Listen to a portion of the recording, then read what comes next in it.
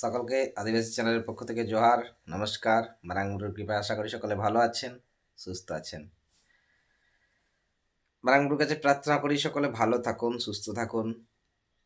দেখুন, আমি নিত্য নতুন কোনো বিষয়ের ওপর আলোচনা করতে থাকি।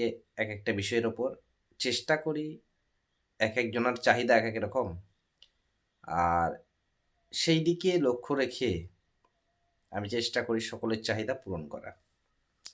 কিন্তু একসাথে সকলের চাহিদা পূরণ করা সম্ভব নয়। আপনারা চ্যানেলটার সাথে জুড়ে থাকুন, নিঃসন্দেহে আপনাদেরকে নিত্য নতুন ভিডিও আমি দেব, যেটা থেকে আপনারা উপকৃত হবেন। ঠান্ডা এদিকে খুব পড়েছে, জাস্ট নতুন করে আবার। তো যাই হোক, আমি এর আগে প্রচুর বশীকরণের ভিডিও দিয়েছি, ব্যবসা কিভাবে বৃদ্ধি করা যায় তার উপরে ভিডিও দিয়েছি। আমার চ্যানেলে যদি প্রবেশ করেন আপনারা দেখতে পাবেন যে ব্যবসা কিভাবে বৃদ্ধি করা যায়, বা আপনার বশীকরণ, বাস্তুদোষ, কিভাবে তন্ত্রের কোনো প্রয়োগ, কাটা, নষ্ট করা, এগুলো কিভাবে করা যায়, এই সমস্ত বিভিন্ন বিষয়ের ওপর ভিডিও আপলোড আমার চ্যানেলে কিন্তু আছে। সে ভিডিওগুলো যদি যার প্রয়োজন সেটা তিনি চ্যানেল পেজে ঘুরে ঢুকে দেখবেন, নিশ্চয়ই আপনারা পেয়ে যাবেন। আপনার যে বিষয়ের ওপর ভিডিও আপনি পেয়ে যাবেন। তবে আমি যে বিষয়টা ইউটিউব জগতে খুব কম আসে সেই বিষয়গুলোর উপরে ভিডিও আপলোড করার চেষ্টা করি। কারণ আমরা নিজেরা একটা সময় সার্চ করে দেখতাম যে যদি এই সমস্যা নিয়ে হতো, যেমন আমি গতকালকে একটা ভিডিও মানে একটা ভিডিও আমি করেছি, এখন আপলোড করিনি, আপলোড করবো ভিডিওটা। যে যাদের বাড়িতে বিভিন্ন রকমের সমস্যা, কেউ বলছে ভূত প্রেতের সমস্যা, কেউ বলছে ঐশ্বরিক সমস্যা, বিভিন্ন রকমের সমস্যা, এই সমস্যাগুলো নিয়ে অনেকেই পড়েন, কিন্তু এর উপরে ভিডিও খুব কমজনই আপলোড করেন। আমি সে বিষয়ে ভিডিও আপলোড করব, ভিডিওটা আমার বানানো আছে। আজকের যে মূলত বিষয় হচ্ছে গিয়ে অবাধ্য সন্তানকে কিভাবে আমরা সঠিক রাস্তায় নিয়ে আসব। আমরা সকলে পরিশ্রম করি দিনের পর দিন, মাথার ঘাম পায়ে ফেলে, সে যে কর্মেই থাকেন না কেন। এর কারণ বেশ কয়েকটা থাকে, তার মধ্যে হচ্ছে গিয়ে নিজে একটু সুখ শান্তিতে থাকবো, বাড়ির বাবা মাকে সুখ শান্তিতে রাখবো, আর নিজের সন্তান যারা আছে তাদেরকে আমরা সঠিকভাবে মানে গড়ে তুলব এই লক্ষ্যে।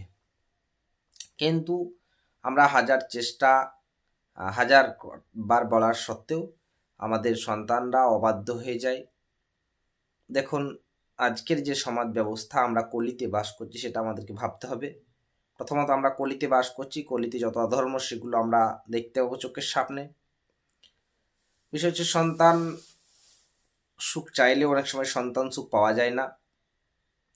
তার কারণ আমি যে সমাজে বাস করছি, যেভাবে চলছি, আমার চলনের উপর আমার সন্তানরাও বড় হবে, এটাই স্বাভাবিক। বিষয় হচ্ছে যে আমি আমার যে সন্তানদেরকে মানুষ করব, সেটা আমি যদি সঠিক থাকি, আমার পরিবার যদি সঠিক থাকে, তাহলে সম্পূর্ণভাবে আমার সন্তানরাও আমাদেরকে দেখে শিখবে। আমি একটা আগের ভিডিওতে বলছিলাম, যখন আমি ঈশ্বরের প্রণাম জপ টপ করি, তখন তারপরে যখন বেরিয়ে আসি তখন ছেলেরা, সন্তানরা পায়ে হাত দিয়ে প্রণাম করে। এটা যেমন ভালো শিক্ষা বংশ পরম্পরায় বয়ে যায়, আপনার মধ্যে যে শিক্ষা সেটাও কিন্তু বংশ পরম্পরায় বয়ে যাবে। তো প্রত্যেকজন চেষ্টা করবেন যে নিজের আগে সংস্কারিত হবেন, তারপরে সন্তানের কে সংস্কার দেবেন। আপনার সন্তান তখনই সঠিকভাবে মানুষ হবে যখন তার মধ্যে ধর্মের প্রতি ভক্তি শ্রদ্ধা থাকবে এবং ধর্ম সম্পর্কে তার জ্ঞান থাকবে। তখন সে অধর্মের পথে যাবে না।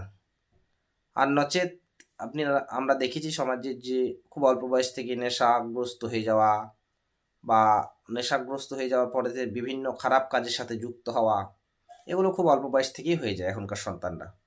তার কারণ মোবাইলে আসক্তি বেশিরভাগ সন্তানই। মোবাইল ছাড়া কেউ খাবারও খেতে চায় না, এরকম কন্ডিশন হয়ে থাকে। তো আমি বললাম না যে আপনার নিজস্ব চালচলনের ওপর আপনি যদি নিজেকে সংস্কারিত করতে পারেন, তাহলে এই সমস্ত বিষয় থেকে সন্তানরা বেরিয়ে আসবে। আর একটা বিষয় যেটা, সন্তান পড়াশুনো করানোর চেষ্টা করছেন সন্তানকে, কিন্তু আপনার সন্তান ইয়ে করতে পারছেন না, মানে মনে রাখতে পারছেন না, কোনো কিছু ধরে রাখতে পারছেন না। তো এটার যে মূল ইয়ে, সেটা হচ্ছে গিয়ে কী করে আপনি আপনার সন্তানকে, মানে যে কোনো বিষয়ে পড়াশুনো করাচ্ছেন, তাও সেটাকে খুব সহজে কিভাবে মনে রাখবে। দেখুন, বিদ্যাটা খুব গোপন বিদ্যা। আমার মনে হয় না যে ইউটিউব জগতে এরকম ভিডিও এর আগে কেউ আপলোড করেছেন, আমার মনে হয় না। আছেন, আমার থেকে বড় বড় সাধকেরা আছেন। দেখুন, বড় সাধকেরা সহজে তো সোশ্যাল মিডিয়াতে আসেন না, তারা নিজেদের সাধন ভজন নিয়ে ব্যস্ত থাকেন। খুব কমজনই আছেন সোশ্যাল মিডিয়াতে। এখন সোশ্যাল মিডিয়া অনেক ব্যবহার হচ্ছে। তো যেটা বিষয় সেটা হচ্ছে গিয়ে, আমরা জানি গোমাতাকে চিনি আমরা, গোমাতা। তো গোমাতার যে মানে গোমূত্র, যে গরুটা দেখা যাচ্ছে বাচ্চা দেয়নি, মানে আমরা যেটাকে যে গরুটা বাচ্চা দেওয়ার আগে যে গরুগুলো হয়, গোমাতা, তার যে গোমূত্র, এটাকে সকালবেলাতে সংগ্রহ করতে হবে, ফার্স্ট সকালের দিকে। এবং যে গরুটা মানে বাছুরটা মানে ইয়ে থাকে, বেটা ছেলে, তার যে গোবর, এটাকে সংগ্রহ করতে হবে, এটাও সকালবেলায়। দুটোই কিন্তু বৃহস্পতিবার দিকে সংগ্রহ করতে হবে। এবং ধুর বা ঘাস, যে ঘাসটা আমরা অ্যাভেলেবেল দেখি, দুধ বা ঘাস, তিনটি জিনিসকে বৃহস্পতিবার যে কোনো পূর্ণিমাতে আপনারা সংগ্রহ করতে পারেন। পূর্ণিমা ছাড়া যদি করেন তাহলে বৃহস্পতিবারে সংগ্রহ করবেন। এটাকে সংগ্রহ করার পরে তিনটি জিনিসকে একসাথে মিক্সড করবেন। মিক্সড করার পরে, যেমন মানে আমরা কোনো তরল জিনিসকে একসাথে মিক্সড করে নিই, এরা মিক্স করবেন। মিক্স করার পরে সেটাকে সন্তানকে স্নান করানোর পরে প্রত্যেক দিন এটাকে দিয়ে তিলক মানে কপালে ফোঁটা দেবেন। যেমন আমরা কপালে চন্দনের ফোঁটা লাগাই, এরকম ফোঁটা লাগাবেন। কন্টিনিউ 1 মাস ব্যবহার করুন, 15 দিন পর থেকে দেখুন রেজাল্ট পাবেন। যার অবাধ্য সন্তান, কথা শুনছে না, সে দেখুন 100% কথা শুনবে।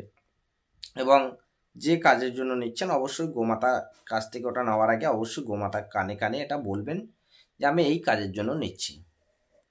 তো যার অবাধ্য সন্তান আছে, তার সন্তান কিন্তু অবশ্যই কথা শুনবে। এবং এটা সব থেকে বেশি কাজ করবে, সেটা হচ্ছে গিয়ে যে সমস্ত সন্তানরা বারবার পড়াশুনো করার পরেও মনে রাখতে পারে না কোনো জিনিস, এটার ক্ষেত্রে খুব ভালো কাজ করবে। একদম 100% গ্যারান্টি, এটার ক্ষেত্রে খুব ভালো কাজ করবে। এভাবে যদি কন্টিনিউ 15 দিন 1 মাস দিতে পারেন, দেখুন কপালে তিলক কাটা এটা খুব শুভ লক্ষণ। সে আপনি চন্দন দিয়ে কাটতে পারেন, কুমকুম দিয়ে কাটতে পারেন, সিঁদুর দিয়ে কাটতে পারেন, আমি যেটা বললাম এটা দিয়ে করতে পারেন, গঙ্গা মৃত্তিকা দিয়ে কাটতে পারেন। তো কপালে তিলক কাটা খুবই ভালো লক্ষণ। এটা একটা ভালো অভ্যাস, এর মাধ্যমে অনেক শক্তি জাগৃত হয়। তো আমি যেভাবে বললাম, এভাবে যদি আপনার সন্তানকে কন্টিনিউ তিলক কেটে দিতে পারেন, মানে টিক দিতে পারেন, প্রথমত হচ্ছে যেমন আমি যেটা বললাম যে স্মৃতিশক্তি বাড়বে, তার সাথে সাথে যে কুনজরের প্রভাব থেকেও কিন্তু সন্তানকে এই তিলকটা আপনার রক্ষা করবে। অনেক সময় হয় না যে ভালো পড়াশোনা করছে, তার কুনজর পড়ছে, স্বাস্থ্য ভালো, তার কুনজর পড়ছে, তার কথাবার্তা ভালো, তার উপরে কুনজর পড়ছে। মাত্র আমি কেউ ইচ্ছাকৃত নজর দৃষ্টি দিচ্ছে তা নয়, অনেকের নজর দৃষ্টি খারাপ হয়। তো সে যখন ওই বিষয়টাকে দেখবে, তার মনে এটাকে লোভ জন্মাবে, বাহ ছেলেটা তো খুব ভালো ভালো পড়াশুনো করে, ভালো এ করে। তো তখন এই যে তার মনের মধ্যে ভালো লেগে গেল, এই ভালো লাগাটাও আপনার সন্তানের জন্য অনেক সময় খারাপ হতে পারে।